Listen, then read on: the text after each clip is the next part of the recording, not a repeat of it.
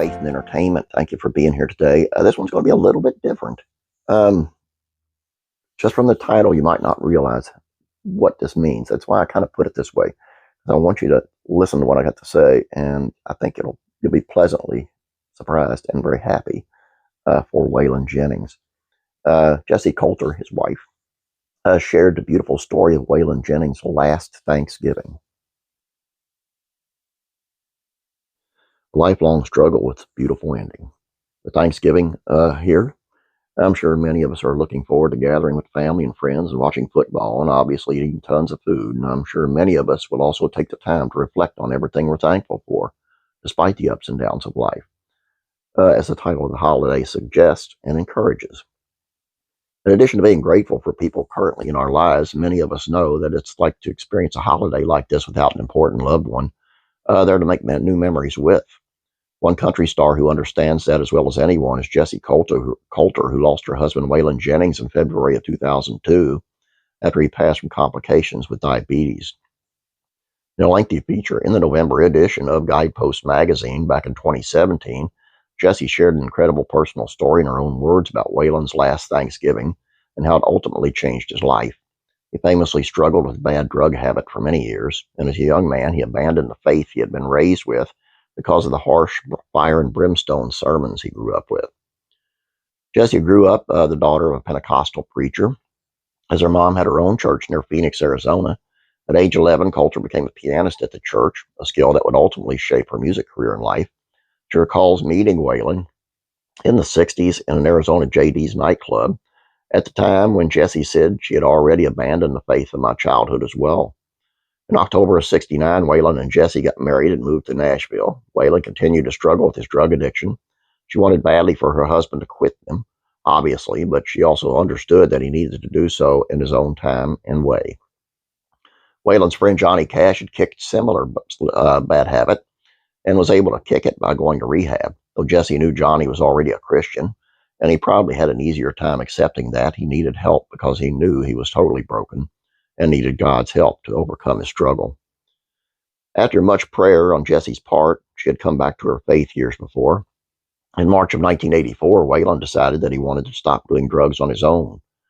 They rented a house out in Arizona desert, canceled everything on the calendar, camped out there for a while. Waylon came off all the drugs. I'm sorry. Waylon's, the ordeal was painful, physically and emotionally. Every bone in Waylon's body screamed out in anguish. Later, he wrote how my presence, my prayers made a difference. Somehow he quit on his own and managed to stay sober for the rest of his life. Jessi also importantly noted of the ordeal, "Let me be clear, I do not consider Waylon's way of sobriety a template for others. I would never encourage anyone to rely, as he did, on sheer willpower.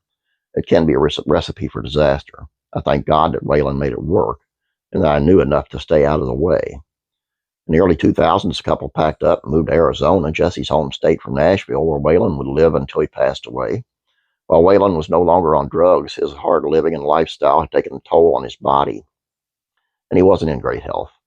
He had severe leg pain due to his diabetes, and he could no longer drive, so Jessi would drive him around to their favorite spots in the desert. It caused him to reflect on many of his mistakes that he had made over the years, and Jessi recalled him feeling guilty for all the pain he'd caused other people, unable to forgive himself.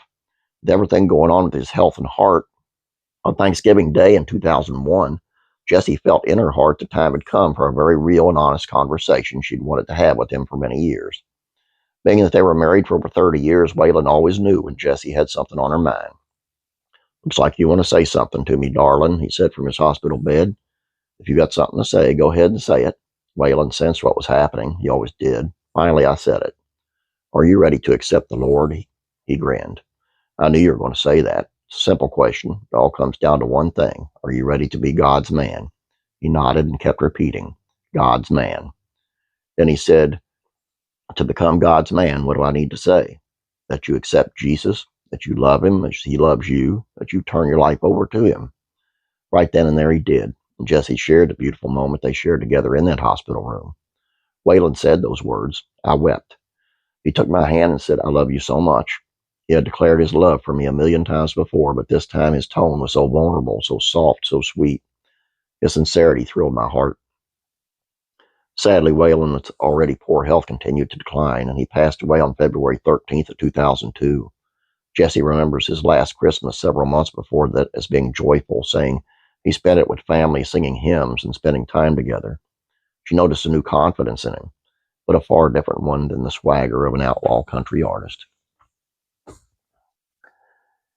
One of the best things I've ever found. I'm a Waylon fan for forever, and he was such a great storyteller. I've got another channel called Classic Country and Rock Music Facts and Tribute.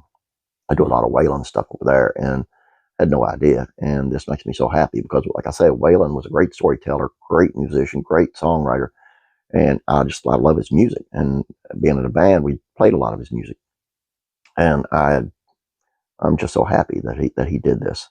I just thank God. All I got for you guys. I hope you enjoyed this. Please don't forget to subscribe, and please like this video.